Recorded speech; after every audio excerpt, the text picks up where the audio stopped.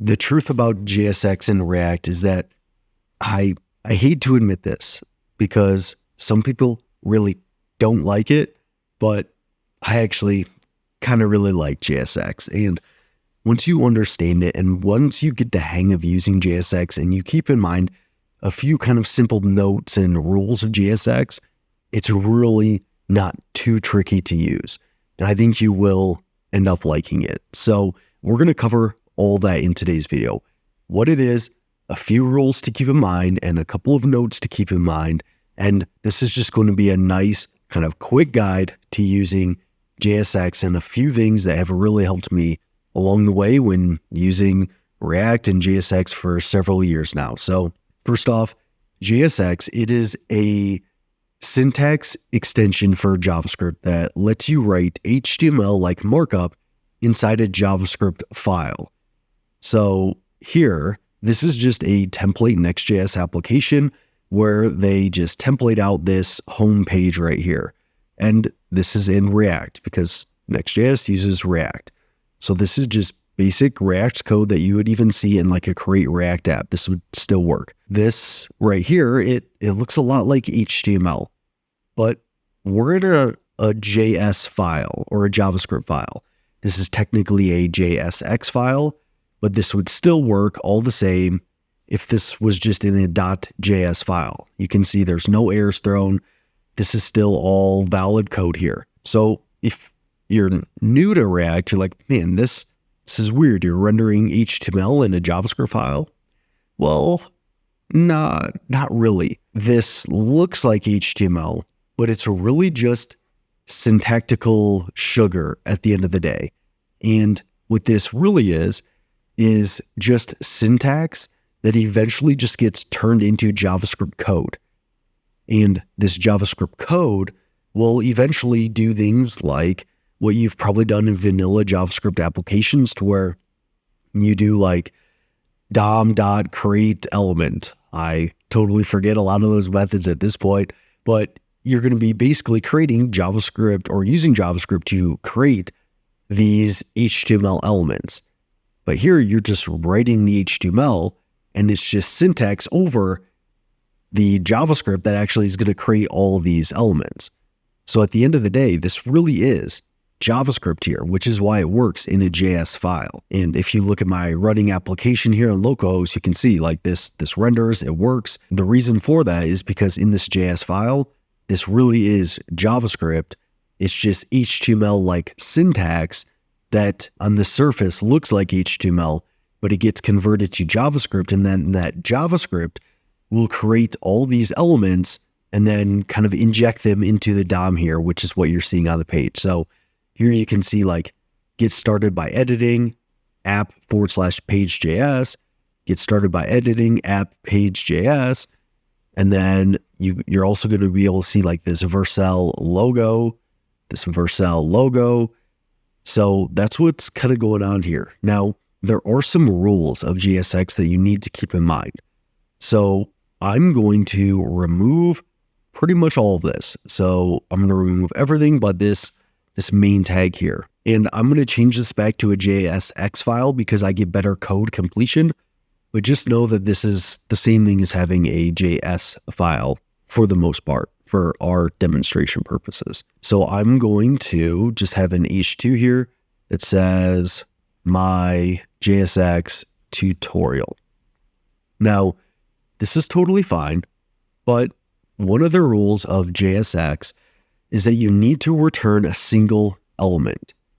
So what that means is, and this is a React component, but we need to return a single element from this component. So if I try to do like a p tag down here below and say, this tutorial is so great, you're going to see that JSX expressions must have one parent element, because what I'm trying to do here is I'm trying to render this element directly next to this element. So these elements are on the same level. They are siblings of each other. So there's not one overall parent element that I am returning from this function. So this JSX has two separate elements. Now, The reason you can't do this, and I feel like a lot of videos don't explain this part, but the reason you can't do this is because at the end of the day, this React component here is just a JavaScript function. And this JSX, it gets rendered down into JavaScript objects. And what we're basically trying to do here is return two separate JavaScript objects from a function, which wouldn't make sense. Like if we just had function, sum, function, and this is just a JavaScript function, and I tried to return two separate objects next to each other. So if I tried to return curly braces, and I'll just say sum property is equal to 2, well, that works because I'm returning one object. What if I try to return a second object? Another property is 4. Well, I'm going to get an error here too, because here it's like I expected a comma, not another object. So in JavaScript, and I realize I spelled return wrong, let me return that. But here you're going to see I still get the same thing. I get unreachable code detected, which is an error that actually makes sense more. But I'm trying to return two objects from this JavaScript function, which it just doesn't work. And that's the same thing I'm trying to do here. I'm trying to return this JSX, which gets converted into a JavaScript object. And then I'm trying to return this JSX, which gets returned as a JavaScript object.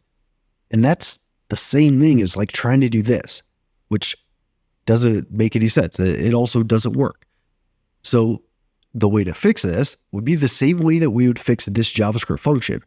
Instead of returning two objects, well, we could return like an array that has these objects within the array, and I'll separate these by commas, and now this function will work just fine.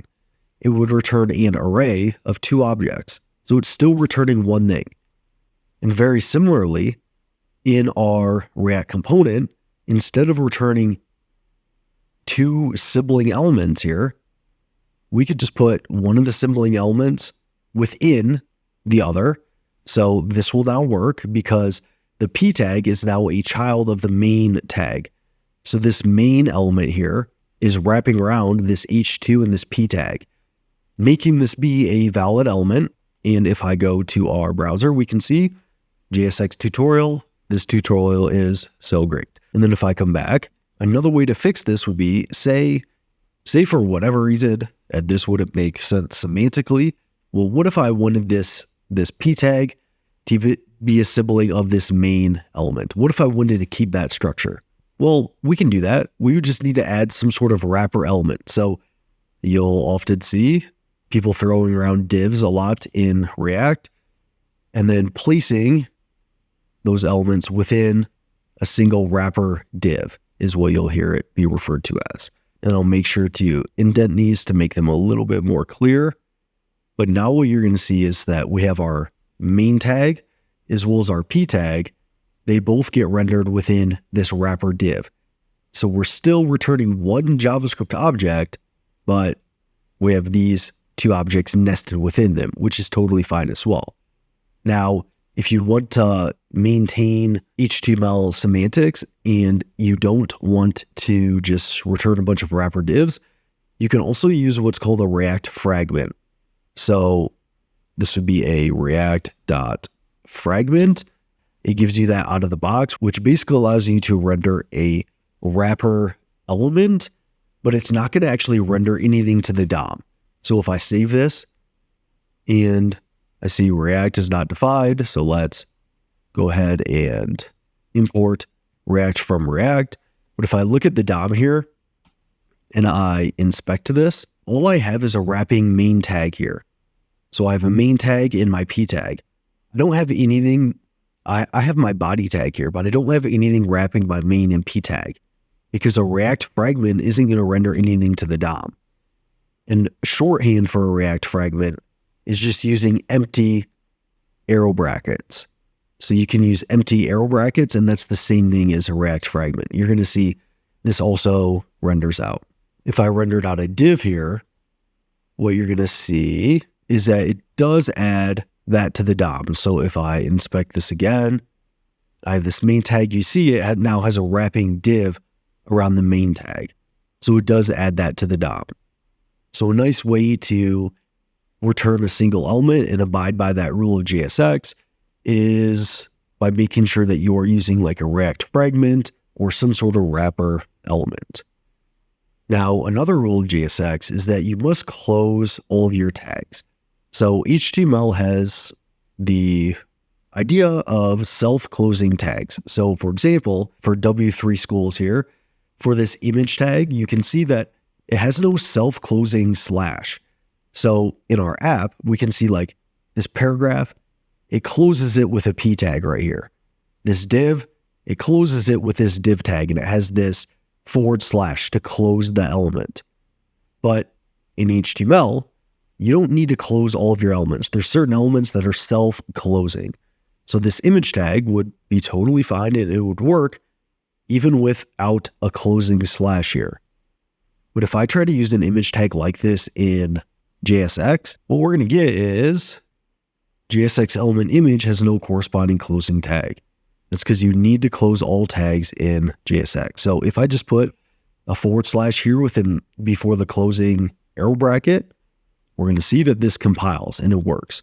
And if I go to localhost, you see this this beautifully styled page with this. I always love these vertical scroll bars. You can see we do have an image down here below. So it does indeed render the image when we add that self-closing tag. And then just for a little bit better styling here, let's move the P and image tag up into this main tag like so.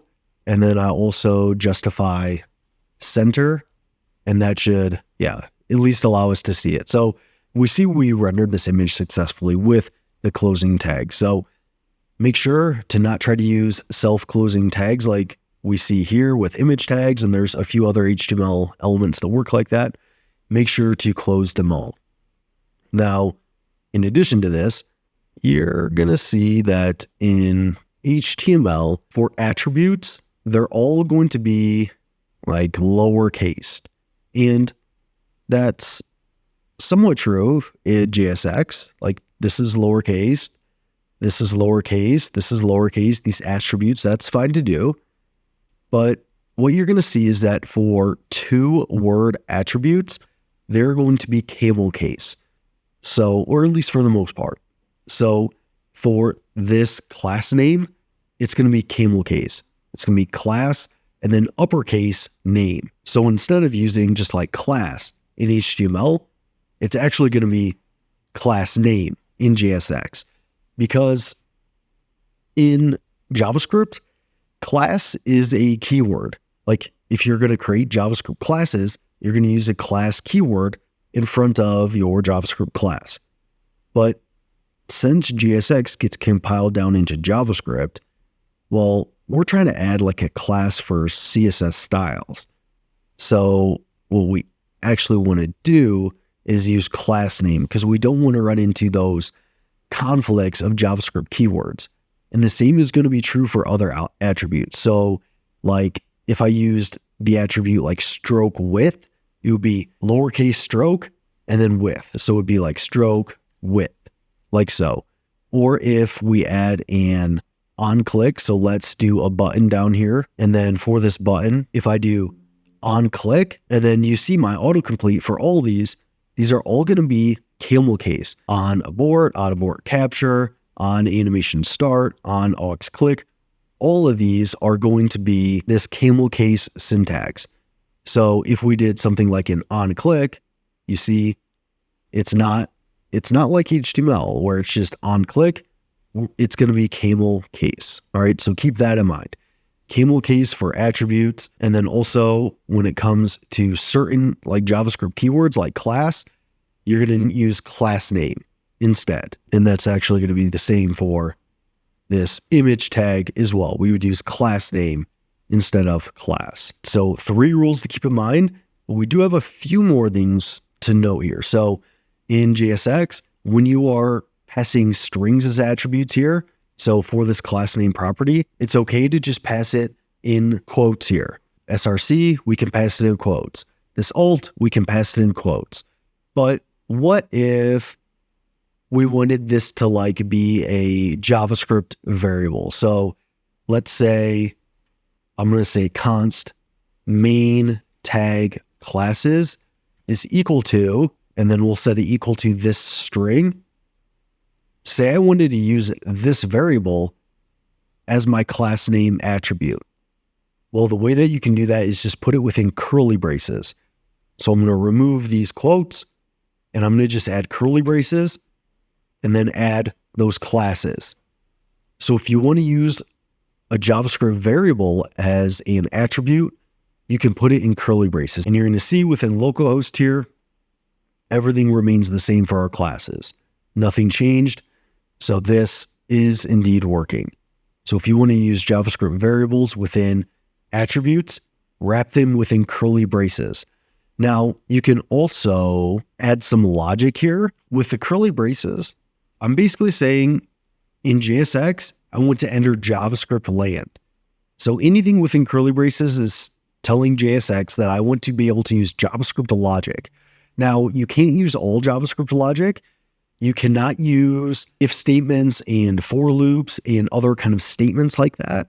It needs to be some sort of expression. So I could do something like, maybe I'll say something that you might see as like const is small screen to add mobile styles. And I'm going to just say it's false for now.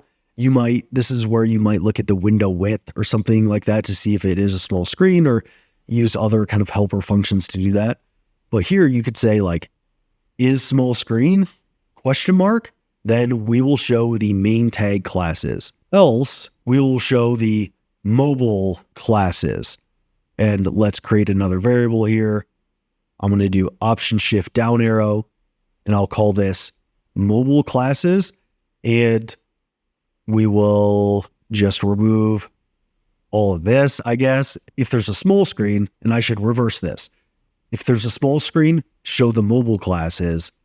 But if it's not a small screen, show the main tag classes. So you can add this JavaScript expression here. This expression is totally fine.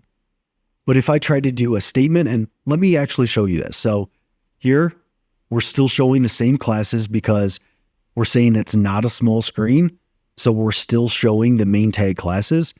But if I set this to true, you're going to see it uses our mobile classes, which is just normal display flex. It's not putting them in a column, and it's not centering them on the page here.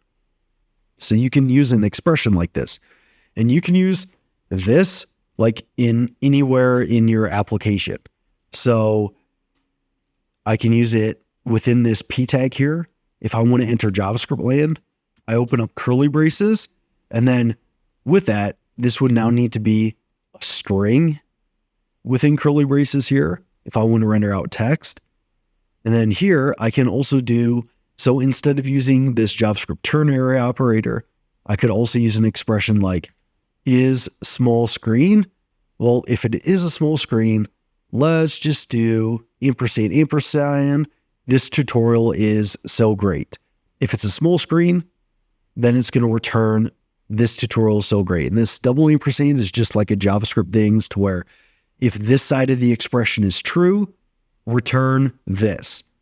But if this side of the expression is false, return nothing. And then here, if I do option shift down arrow, let's do not is small screen. So if they're not on a small screen, let's return this tutorial is so great and use a little bit longer. And then up top, let's just change this to this tutorial is fine. So something a little bit shorter because it's on small screen. If it's not a small screen, show the longer text.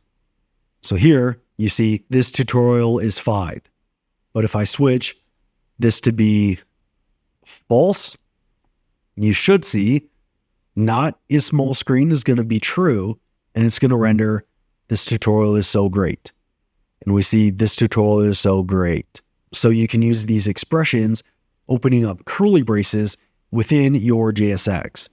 Now, like I said earlier, you can't use an if statement. So here you might think that, okay, it makes sense to be like, if is small screen, then I want to return, and you can already see it's throwing errors because expression expected. You can't use an if statement. You also can't use like a for loop because that is going to be a statement. In JavaScript, think about expressions as like little fragments of a sentence, but statements are going to be like a full sentence. You can only use expressions within your JSX code. So within this return statement. But here, like we could say, let text, and we can just initialize that. And then I can say if is small screen. Then I can say text is equal to this tutorial is fine. Else, if it's not a small screen, we can set the text equal to this tutorial is great. And then instead of like doing this logic here, we can open up curly braces because we still want to render this JavaScript variable here. Then we can just paste in text. And then what you're going to see is this tutorial is so great. If I switch this to be true, if is small screen, that is going to be true. So it should be this tutorial is fine, which is what we do see up here. So you can still use like if statements and for loops within the body of your React component. You just can't use those within the JSX itself. It needs to be some sort of expression like a ternary operator, a double ampersand, something like that. But you open up curly braces to use these JavaScript variables. Now, one thing that you will see is that you might see double curly braces from time to time. And these double curly braces is nothing special. So you might see like on this H2 here, you might see like a style tag, and then you might see curly braces to enter JavaScript land. But then to add styles to this, you might see another set of curly braces because for the style tag, you need to pass a JavaScript object. So style is equal to curly brace, and then you could write your styles here. So I could write color is going to be red, and then I could do font size is equal to 32 pixels, and then I could save that. And if we come back, we see JSX tutorials now red, and it's a little bit bigger because we've added this style within our JSX. But to do this, it looks a little weird at first, these double curly braces, but all this is saying is that one set of curly braces is to enter JavaScript land, and the second set of curly braces is to add this JavaScript object that is going to render out these styles. So double curly braces is just meaning within JSX that you are using a JavaScript object, and to use a JavaScript object, it needs to be in JavaScript land, which you enter using curly braces. I know it's a little bit tricky, but there's nothing, if you see it, there's nothing like crazy going on there. You're just using a JavaScript object within JSX. So to use JavaScript within JSX, it needs to have an initial curly brace, and then you're rendering the JavaScript object curly braces within a curly brace. To do a quick recap here on this kind of TLDR of JSX, you must return a single element. If I try to return this main tag as a sibling of this div tag, it's not going to work. You see I get errors here because you need to return a single element. You also need to make sure to close all tags. So you can't just use this self-closing image tag here. You need to make sure you do indeed close it. You also need to CamelCase most attributes. So like if we added an onClick to this p tag, you're going to see it's CamelCased. Same with all these other suggestions are CamelCased rather than just HTML like so. And then also some attributes look a little bit different. So instead of like just using a class, it's going to be class name because it runs into the JavaScript keyword class. So there's a conflict there because this does get rendered into JavaScript. And then also, if you're using strings as attributes, just pass those as strings within quotes. That's totally fine to do. But if you want to use a JavaScript variable within your JSX, put it within curly braces so you can render it like within your tags. Or if I wanted to add a class name here, but I wanted that to be a variable, I can use curly braces and just pass it like so. And then also, if you open up curly braces like we did here, whether that's within an element or as an attribute of an element, we can use JavaScript expressions. So like is small screen and render this text, or we can use the or operator or the double question mark or a ternary operator. This is all fine to do, but we can't use statements like if statements and for loops. And then also from time to time, you might see like double curly braces. And all that means is that the first curly brace is to enter JavaScript land, and the second curly brace is to render a JavaScript object within your JSX. So I know this video was a little long, but I really think that's pretty much everything you need to know about JSX in React. So thanks for tuning into this, and I'll see you in that next one.